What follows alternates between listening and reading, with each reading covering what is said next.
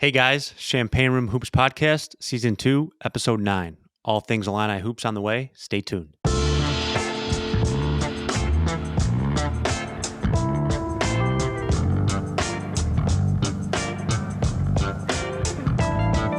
Proud to tell you all that Champaign Room Hoops Podcast has partnered with Underdog Fantasy. On top of that, I've got even better news. They will match your first deposit up to $100. What better time to join than during March Madness? The only way for you to get in on this special is by downloading their app and using our code CRH24. Again, CRH24. Even if you've already registered but haven't deposited, you can still use the promo. When you do, Underdog will match your first deposit up to $100. What are you waiting for? Get started today and come play along with us all season long at Underdog Sports. What's up, everybody? We are back for another edition of Champaign Room Hoops Podcast as part of Beyond the Big Ten Podcast Network. You can check us out on Spotify, Apple Podcasts, or anywhere you get your podcast, and on YouTube at Beyond Big Ten. Also, make sure to follow along on all social media, Twitter, IG, and TikTok with the handle Beyond Big Ten. I am former Illini point guard Sam Maniscalco, joined by Do-It-All Swingman, the original Mr. 3&D, the original Mr. Glue Guy himself, number 30 in your programs, but number 1 in all Illini fans' hearts, Bill Cole at BuckWildBill33. All right, Billy, it's been a long season. It's finally that time of the year, March Madness. Illini with a 3 seed coming off another Big Ten tourney championship for Brad Underwood. What do you got for me? Yeah, I mean, first of all, let's start with last week. How cool was that? Just like you said, to be able to knock down another Big Ten title. I know it's not Big Ten regular season, but man, it's right up there with everything you want to win when you go into the season. I think it's a banner that's going to go up in Assembly Hall, State Farm Center, and then the 3 seed, right? So that's a big deal. You've done enough work to put yourself in the position to play some teams that you should beat going into the tournament to give yourself every opportunity to break the streak and get back into the Sweet 16, which is ultimately what I think this season's going to be judged on. Yeah, which kind of been the recurrent theme, all year that we've talked about, especially coming off last year. You know, Brad Underwood being judged on what he does in the tournament, and not the regular season.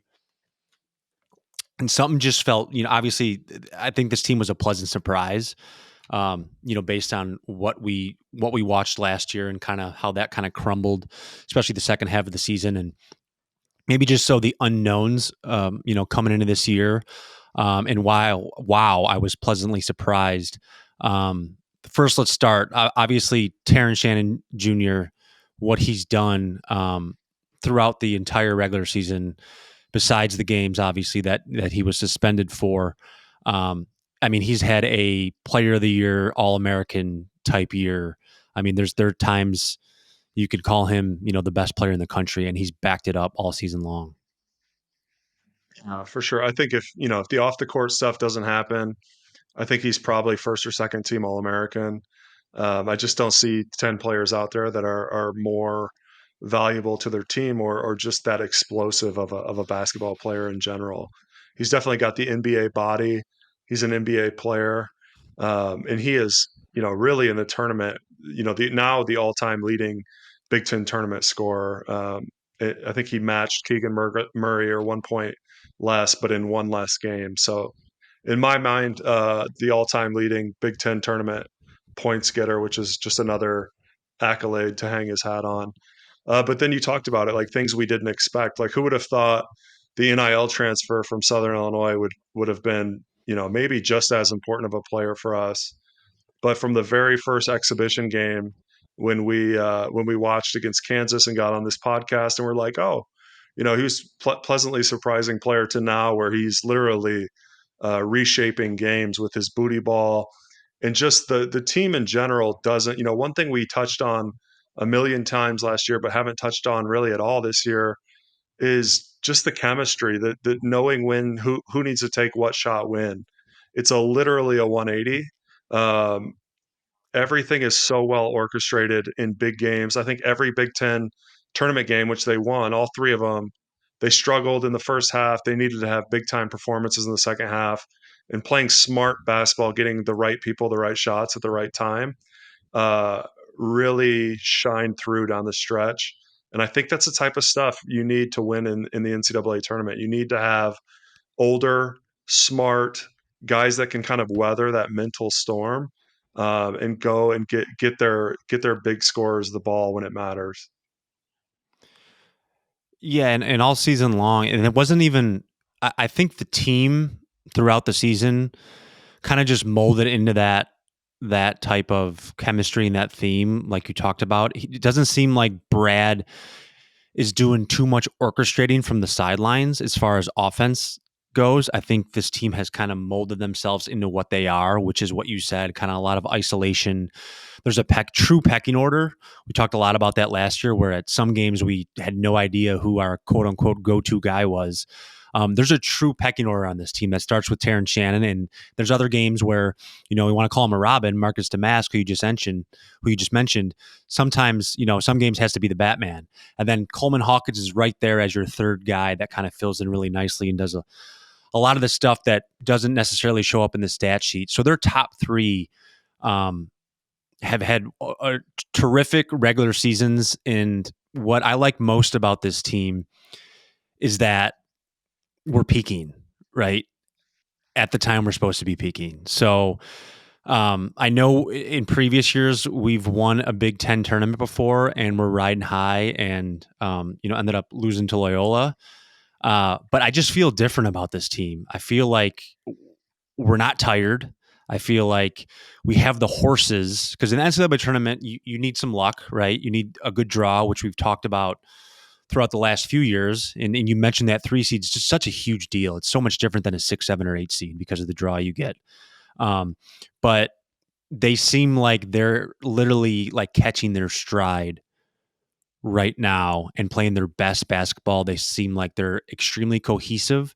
They seem like a mature group, like you mentioned. Um, and besides the luck I just mentioned in the tournament, you also need big time players to carry the load and win you games. And what better example of that than the last 10 to 12 games, the line I have in Marcus Damask and Terrence Shannon Jr. literally carrying the load and letting the pieces all fill in and really creating a confidence level about them, and swagger about them, headed into tomorrow's game. For sure. You touched on one big thing that, if I start getting into things that maybe scare me a little bit, and that's, sometimes you play in that Big Ten tournament, you win three I knew games, you this was win the whole coming. thing, and you take that deep breath, right? You cut down the nets, you Yeah, you have that little bit of complacency creep into your mind. So I think the psychological battle, in our first game against Morehead State will be much more something to watch for me than the physical battle. Like you said, we should dominate them. Just a much bigger, stronger Big Ten team against Morehead State. But sometimes you get in that tournament as someone who's lived it. I was thinking back to my the 3 games I played in. It's such a blur. Like looking back, I can barely remember one single play. Your body, your mind is working so fast. So those first 5-10 minutes, we've got to get out to a fast start. We've got to have the maturity shine through, the people that can take a deep breath, just wrap their arms around each other. I think, one of the last things you hit on, which is probably the most important point. This team looks like they genuinely like they love each other. They're like brothers. mm-hmm. That's another thing. Even going back to my high school state championship run, like the teams that like would take bullets for each other. And like last year, you had people that you could just see the agendas oozing out of every possession down the floor. It's like, okay, it's your turn to shoot. And then, oh, he shot 3 times in a row. It's my turn to shoot. I don't see any of that. So I do feel like it's a watch out, just the psychological battle, just the whole, they're not just playing with they're playing with the weight of a state who has habitually underperformed in the NCAA tournament on their shoulders. They'll feel that, and they need to be able to weather that storm and get a win against Morehead State, and then go straight in to a tough game against BYU, who's probably underseeded, but they can't play on Sundays, so the tournament had to basically give them a 6 seed versus a 4 or 5 seed. So it's very interesting. But look, at the end of the day, they've got their goals on Final Four. They've got their goals on winning the national title. You're going to have to play anybody anyways. So no excuses with seeding or bracket or UConn being in the bracket. I think they're going to go in with just a general anyone can get it type of attitude. Yeah, and I think last besides the distraction this year with Terrence Shannon Jr., I thought last year I felt like what's the best word to use? I felt like the locker room just in general, a lot of stuff got out. Um there were a lot of distractions in the media with the players making comments. It didn't seem like them and Brett Underwood were on the same page last year. There was some rifts with some of the guys, the early transfers. I haven't really felt any of that this year from this locker room. To your point, besides, like I said, what happened with Terrence Shannon Jr., I think Brad's done a really good job with the media this year. Um, I think he's done a really good job of being upfront and honest about how he feels about this team, what he thinks about this team, what he thinks this team is capable of doing. And I think all the players have taken a very professional type approach, which speaks to the maturity and the experience level of this team. And this is all season long through the media. I think they've done a really good job with that. One thing I completely surprised by. Obviously, it's been a long season and it happened early on. But did you think I didn't think that we were going to average 84 points a game for the season, and we're 11th in points per game in the country. If you would have told me that before the season, I would have said you're out of your mind. A Big Ten team isn't doing that. But it just speaks to the versatility that we have, and we're fifth in the country in total rebounds. So that speaks to what we've talked about a few times on this podcast: is our physicality, our size, the fact that 36 or 37% of the time we're getting a second chance to look, an opportunity. That alone, right there. I don't care if you're shooting the ball well, not shooting the ball well. That right there will keep you in games and win you games. So I just I really like our chances. I don't want to jinx us or anything, but I'd be shocked, completely shocked, if we're not in for sure Sweet 16 team. But I can see us being Elite Eight, possibly if Terrence Shannon Jr. is shooting 15 free throws a game. I'm not surprised if we go to the Final Four. I think we could beat anybody. Put it that way. Yeah. UConn defending national champs might be one of the best. I mean, I watched them. I even Everybody's watched their saying that loss they're a to. lock. I mean, they're just really, really, really talented. They've got a guy who's like Zach Edey Jr. playing center, and a bunch of like quick, athletic guards surrounding him. And they won the title last year, so they've been there before. Um, so look, I think the Sweet 16 is the barometer, right? It's where you have to at least get to. But crazy things happen in March, so it's this weird deal where you've got to, Morehead State played Indiana, lost to Indiana by one at Indiana. Indiana gave Yeah, I us think all sorts of problems. I know we won both of those games, but it wasn't like they were blowouts. So I know this team's not stupid. I know the coaches are harping on one game season. Every game is a Super Bowl. Um, but crazy things happen in March, and the way you keep them from happening to you is by shooting the ball well and not having a mhm. game, not having a game where it's like, oh, we actually played pretty good, but we were 3 for 15 from three. And so I think you're going to get what you're going to get from Terrence Shannon and Damask. I almost think you could just take that to the bank. I think the X factors come in huge in the tournament. I thought Ty Rodgers won us a couple of those Big Ten tournament games that he rarely even Mhm. scored in. Just you talked about the rebounding; it's such a weapon. That's more of a weapon. That is the reason we're the number 3 scoring team in the country. The things that worry me again, if I keep going back, I'm trying to play devil's advocate a little bit and not get out over our skis as far as expectations.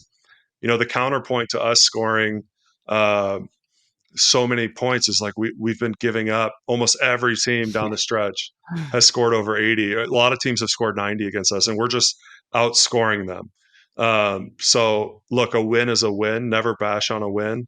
You'd rather learn your lessons in a win, but eventually, you're not gonna be able to score 90 or 85 against somebody. So what game can we really sit down? I think, I think we just need to blow out Morehead State. Easier said than done. But they're 11, it's an 11 and a half point spread. That means it should be double digits early. I would love to see a 20 point plus game and just let the world know we're here.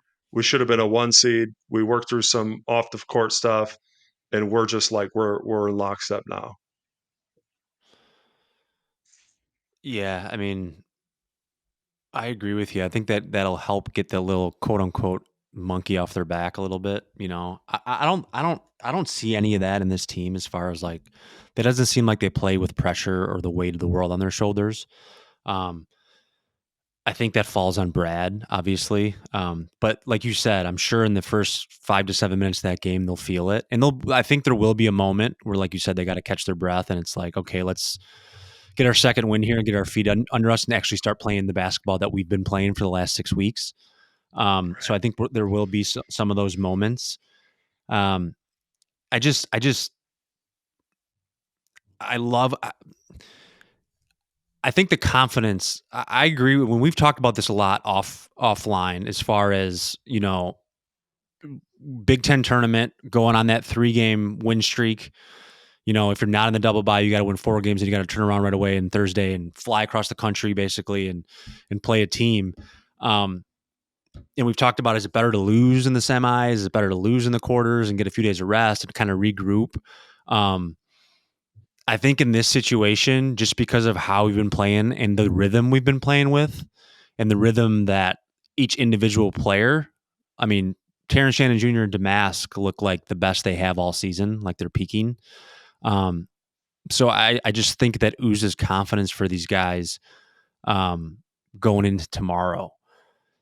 The one thing I worry about, and I'll go back to our podcast a few episodes ago when we had Doug on. I thought he made a couple great points. He alluded to what you did about the defense. You know, we've had some breakdowns, especially the second half of the year. I think we were kind of in flux as far as our defensive strategy, whether switching, not switching.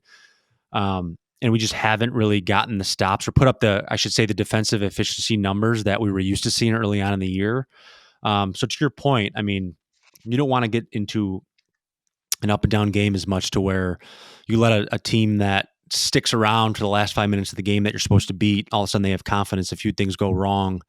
Next thing you're in a dogfight when you shouldn't be. But the other thing is, and Doug said this, you know, if we play a team that has a ball dominant guard that could control tempo, that could limit our possessions, that are well coached, take the right shots, don't turn the ball over, I think we could run into some issues. Because I think one of our strengths is obviously getting out in transition, getting downhill. But if we run into a team like that, that scares me. And the other thing that scares me is if we get into a last 3-4 minute type situation, a really, really tight game, the lack of a point guard. Yes. And we've seen some instances of that in some tight games throughout the year.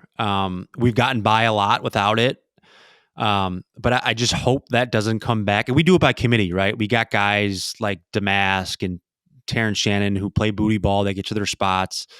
But there are some moments where it's kind of shown through where, man, if we had a true point guard or a seasoned vet kind of running the show there, that maybe we squeak out a few more games that we made some mistakes on and fumbled late. I hope it doesn't come, but those are the only two things that worry me. Yeah, I Like a totally Tyler agree. Kolek, right? Yeah, Tyler Kolek, and then the flip side of that, which is I think Doug also mentioned, when you've got, Coleman plays the five all year long, but the teams that have really like we've really struggled with are the ones that commit to a bigger five, posting him up all game, and they're pounding the rock. Like the Indiana at home, like we squeaked out that game, but probably one we should have lost if we just didn't win it with like grit and tenacity. The teams that slow us down, right? So our best attribute, the most unstoppable thing in the world, the one man fast break, Terrence Shannon, when he gets the ball headed forward, um, the every team we play, that'll be the number one thing on their scouting report.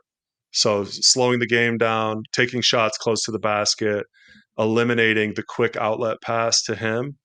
And then they're going to have to make a decision on Damask. Like, who do you help off of? When do you help? Because they're going to get a heavy dose of those three things.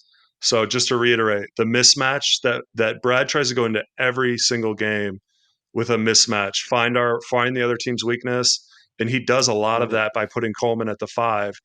And 80% of the time, I'd say Coleman has no issue defending a post up 5. I mean, he is 6'11", even if he's like a little skinnier. But the second thing is getting out and just forcing, like you said, 15 free throws a game is almost impossible to beat when you're shooting it as good as those guys do. So almost forcing Yeah. it down their throat in transition and not letting a team slow us down. In fact, speeding them up on offense, getting up in them, all those things we do well. I think you have to watch fouls. I always noticed from going to Big Ten play to the NCAA tournament, you could get any set of random officials, and they are a lot more. The West Coast, the East Coast leagues, the refs don't let you be nearly as physical, and it catches up really fast. I remember we played Kansas, we had quick foul trouble. You think back to the '05 national championship game. What was the storyline on that? It was like James Augustine sat most of the game because he was in immediate foul trouble. Yeah. I do think a lot of everyone wants to know why the Big Ten struggles in postseason play. I do think sometimes the Big Ten turns into a little bit of a wrestling match. And if you're trying to adjust to that on a one game fly, it can be really tough to adjust really quickly. I mean, look at Purdue last year, getting beat by a 16 seed. No, there's a lot more into that than just adjusting to the foul call, but it's all part of what I talked about earlier. The game is moving so fast. Your brain is so sped up with all of these different emotions being in the tournament. If you lose, if somehow the other team starts hitting threes when they're not supposed to, all of a sudden the air is sucked out of the gym. All of a sudden you're thinking about, oh, this could be the last time I played with somebody. So instead of just like you said, where everyone kind of knows their spots, where to go, that pucker factor starts creeping in on you real fast. And so just avoiding those situations and not putting yourselves into them in the first place, which is a lot easier said than done. And I think you do that with being overly, just using our size to our advantage. We're going to have the size advantage against Morehead State. I think you go to Damask early and often with the booty ball. You get Terrence Shannon out in transition, and then Coleman has to be the three-headed monster, right? He can't be super passive in this game. I think he's really got to look to have one of those games where he's making his presence known to the world. Well said. Morehead State, they won 26 games this year. So I don't care what conference you're in or what schedule you play at this level. If you win 26 games, you're a good basketball team. 14-4 in conference, 14-1 at home, 9-7 away. Their scoring margin, they won by 13 points a game. That's also a big number. Again, I don't care who you're playing. You're playing 34 games in a season, you win by average margin of 13. That's pretty good. As far as players, they got a kid that's averaging. So they got 21 a game, 16 a game, 13 a game, and 10 a game. So to me, that speaks balance. That speaks probably older squad. I don't know a ton about them. I've just read a little bit about them. Um, I know we're 11-point favorites, and I'm sure they're just pounding this to these guys in film. But um, obviously, you got to respect your opponent here, right? Um, it's not. I mean, like I said, they won 26 games, so they're obviously a good basketball team. Yeah, I've actually seen some pundits pick us to lose as an upset. So I think that's ridiculous. But like I said earlier, it's called March I Madness for a agree. reason. I mean, like the flip side of what I said earlier about Indiana losing by or only winning by one against these guys at home is Purdue beat them by 30. So that tells me right Yeah, right. there, like they were having problems with Zach Edey. That's why I think I brought up Coleman Hawkins. I think Dane Danger, he had a hell of a Big Ten tournament. He's so good offensively, and this is the type of team that he can actually hang with defensively. They're not going to be athletes that are running us out of the gym, pick and roll style athletes. So I think Dane needs to take a big step forward in the tournament. The role players are going to be huge. Luke Goody has to make shots, right? When he gets his minutes, he's got to guard, right? He's got to sit down and guard somebody. I know that's been a big focus of his the last couple of weeks and maybe why he's lost a little minutes, but he's also got to make those crucial threes like he did in the opening round of the Big Ten tournament. He had 3 threes. Um, Justin Harmon needs to make threes. Dane Danger has to score when he gets his minutes. All of those things, those little glue guys, those will start to shine through. and really like galvanize. Because again, I think what you're going to get from Shannon Damask is that's just there. You're going to get that every game. And then Coleman Hawkins, be the 3-headed 40? monster. Not 40, but like dominant. Like 20. Both those guys are going to Yeah. go for 20 and 20. Mark it down. Take your prop Yeah. bets on the daily fantasy site. It's like do whatever you got to do. Those guys Underdog are sports, baby. underdog sports. Those guys are a given. It's really what the role players are going to give us. I feel like. Yeah, I mean, your boy Dane, uh, his minutes 22, 20, 15, 10, 19, 14. His minutes has almost doubled from where he was early in the season, which and he's like you said, he's made a major impact on this team. Definitely think his obviously minutes will be matchup based um, in the tournament. As far as Terrence Shannon Jr. goes, let's talk just a touch on draft stock. We haven't really gotten into that this year. I mean, obviously, the reason he came back was to prove that he's, a first round draft pick. Um, with his play, we'll ignore the situation, his legal situation and whatnot. Just as far as his stock as a player and production wise, um, he's made a really really good case for himself to be a top 20 pick in the draft. I mean, I still don't love his I don't think he's an NBA 3-point shooter. I mean, I think he's improved his jump shot for sure. I think he's taken better shots this year. I thought last year a lot of his shots, at least his threes were forced or off the dribble. I think he's been more selective in those 3-point attempts this year. So I think at 35, 36%, which ain't bad. But he's I kind of harped on him a little last year. We talked about how he was able to get downhill so well, um, and kind of just put his head down and force his will and force his way to the basket. He's done that again this year, but I just think he's done it in a much more efficient, more basketball type of way. He's really, taking what the defense gives him. He's making passes every time he puts his head down and goes to the rim. I thought last year his decision making at the rim wasn't the best. I thought it was a rarity for him to get all the way to the hole and actually pass the ball out for a good shot or a better shot. Um, I think he's done a good job this year. And then the way he's gotten to the free throw line, the way he can, that's a skill set, right? So, Right. you talk about big guys that get fouled, they're physical, whatnot, they get to the line X amount of times. When a slasher and a guard like that is able to get to the line that many times, that's called manufacturing points, right? That's a skill set. That's not something that not an innate ability. It's something that you learn, you develop over time. He's got an unbelievable ability to manufacture points when he needs to get to the line, when the team needs points, or whatever the case may be. And like I said, if he continues that pace, um, and is able to put his head down and score and shoot 8, 10, 12 free throws a game, that's going to bode well for the Illini. But I think he's firmly cemented himself as for sure, a first round pick, right? Because of his size, athleticism, and what he can do. I mean, I think he's a better defensive player than what he shows because at this level, I don't think he really has to, quote unquote, be that. He's got so much of a load offensively that he doesn't have to really showcase what he can do defensively. But I think the capabilities because of his body and his athleticism and size, defensively, he could be a pretty good player at the next level as well. Yeah, I mean, I totally agree. I think, unfortunately, and you said we're not going to get into it. I think you could make a pretty good case from anywhere from end of the lottery to end of the first round if you're an NBA. Like that'd be my general guess of where he ends up. If had to take an educated guess, I do think some of the off the court stuff will obviously have a factor on that, depending on how that plays out. But what I've learned is the NBA, like they'll draft someone for their body and their God given talent, and then once it becomes your full time, the only thing you're worried about in the world is basketball. You're in the gym every hour of every day as a rookie. They'll clean up his shot a little bit.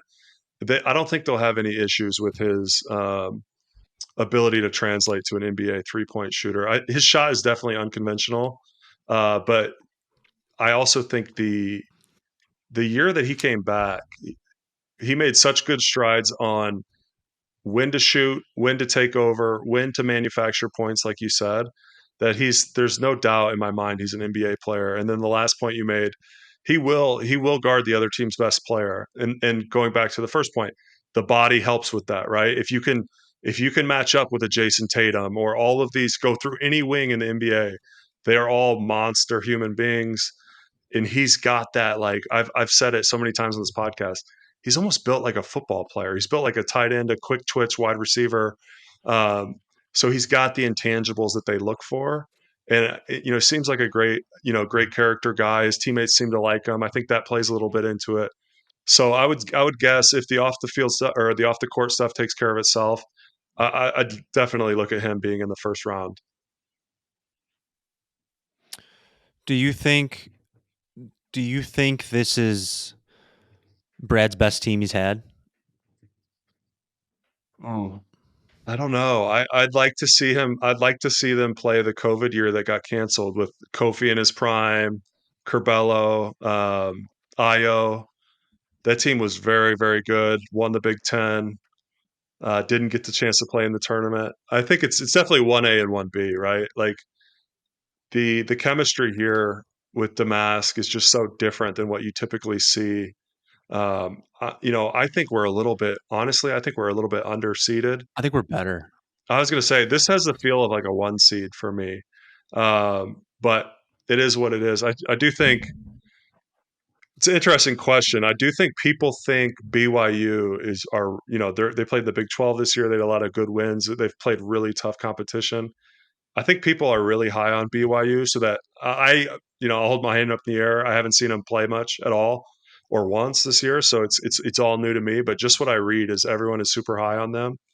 So it'd be an interesting, like right away, first weekend getting thrown into the fire. If we can beat Morehead State and then play BYU, who's kind of an interesting story with everything going on with their seeding. I think this is his best team. I don't know. I feel like over the last 6 to 8 weeks, I've come away from watching Illinois games and after being like, we're very good. We're really good. Yeah. And I know we were with Io and Kofi too. I just feel like that team was so centered around, and Io was a stud, obviously, but I feel like that team was so centered around Kofi, and it was just like everybody kind of just, we kind of went as he went, in a sense. Um, I like the makeup of this team and the versatility of this team better. I'm not sure why. Maybe because of the way they play and the isolation and the high IQ kind of ISO ball they play with sometimes is more appealing to me. But I've walked away from a lot of games this year, especially when we're scoring in the 90s, and I'm like, this is a very good team. And I can't figure out, is that because like even from 4 years ago, the game's changed already that much? I mean, there were times this year, more times than not, when I watched a Big Ten game, it felt more like an ACC game than it did. Because when we were playing, it was like you knew the West Coast and you knew the ACC as leagues that got up and down and they scored and nobody played any defense, quote unquote, any defense. And it was just a who can outscore who. And I feel like we got some of that in the Big Ten this year, which is weird. Yeah, the Big Ten has definitely changed. Is it the player, the coaches? What is it? I think there's some analytics that have crept into the game, right? Like I was laughing. You see almost no help defense anymore. Teams would rather give up a contested layup than give up an open three. Um, it, Three, and yeah. so, like, I do think there's the whole analytics era has kind of drifted into the Big Ten. I also think it's part of us watching these games, like me and you talk about it all the time. Like, deep down, we know that guards win in March, right? Like a guard oriented, a Darren Williams, a D Brown, that team wins more than Kofi, Zach Edey. It just does. For whatever reason, it's Mhm. part of the reason your best player having the ball in their hands and being the decision maker, and not, if the ball is in your hands of your best player from the start of the possession, the other team can't scheme to take it away. And so I do think part of why you're saying, and I would agree with you, the 1A and 1B thing, we're splitting hairs there, but part of the reason this looks like the best team and they kind of jump off the TV when you watch them is our best players. Damas brings the ball up from the start. Terrence Shannon brings the ball up. He Yeah. gets the ball in transition. There is no ability to scheme for Kofi Coburn on this team. We're not relying on getting the ball into the block and having to score from 2 feet. So it's just a lot harder to stop. A lot of people have tried to throw a scheme at us and not guard Ty Rodgers, but he's punished that. He'll go to the board, he'll go to the rebounds and get offensive rebounds and score them. So there's not a lot you can do besides hope we have an off night shooting. There's just not too much you can do as a defensive team against us. Yeah. I mean, how about as far as, all right. So if we lose tomorrow or we lose Saturday, what's the aura or opinion of Brad Underwood in Illinois basketball? Again, hoping we Yeah, don't, but what if we do? it's such a tough question, and we touched on this on the Doug Altenberger podcast as well, because he's put us in this weird position. We're so almost so spoiled now as a program, and I know that sounds weird to say, but like you look at like the last 5 year statistics of Big Ten play, and like Illinois is up there and wins. Really, the only anyone close to us is Purdue. Um, so our regular season, our issues where it was like we had that gross era, the later years of the Bruce Weber stuff, where it was like, hey, is it a question? Are we going to make the tournament? Every year now, it seems like we're just reloading with talent. We're a top seed, but go to the flip side of that, which is where I was going with the original statement. If we lose, like you just asked, if we lose to Morehead State, there will be a literal meltdown in on Illini Twitter, Illini fandom, whatever you want to say. The whole, and it was, I think my quote on the last podcast was, I'm almost watching these games. I used to get super excited when teams were on the cusp or on the bubble, and are they going to get in the tournament and make a little noise? But now I like watch them, and I'm like, the whole season is is the NCAA tournament. The whole feeling around how this season went is judged on the next 2 games. And I think that bottom line good feeling, like the bare minimum is Sweet 16. And anything above that is house money. It's going to be a great ride if we go past that. There will be people wearing orange shirts like you've never seen. I've literally already seen a difference in the amount of people wearing Illini gear around town. The vibe when Illinois basketball is elite is just different. And the problem that's been born out of so much success is really only one thing matters right now, and that's a Sweet 16 or bust. Yeah, there was an article in the Sun Times a few weeks ago about Sun Times or Trib about Underwood and how he's got to deliver on that end, and I'm sure he feels it, right?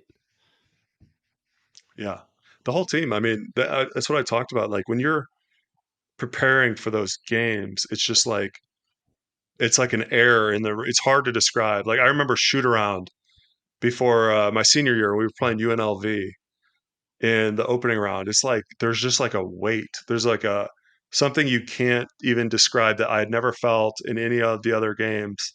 It was just like a weight of expectation, where everyone knows it's win or go home, and it sits over from the time you fly out to the time you're in your locker room after the game. It just sits on you, um, and so the team the team will have to realize that there's going. I think this is some of the best advice I ever got.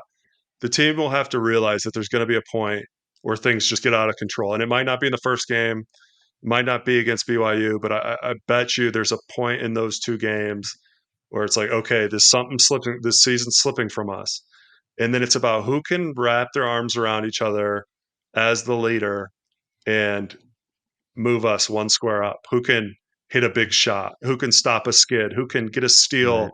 in a layup. Those are the type of things, think about even to the, I saw a clip come by today, even the '05 team, they had one loss all year, maybe the best team, one of the best teams in college basketball history. and they were down 13 with 2.5 minutes left in the Elite Eight. Yeah, So that was crazy. there's That so game. much luck and skill mixed together, and then just the people that can find something special and gel at the right time, they can really do some damage in the tournament. All right, so before we wrap it up, prediction on how far the Illini go, and then who's your Final Four teams?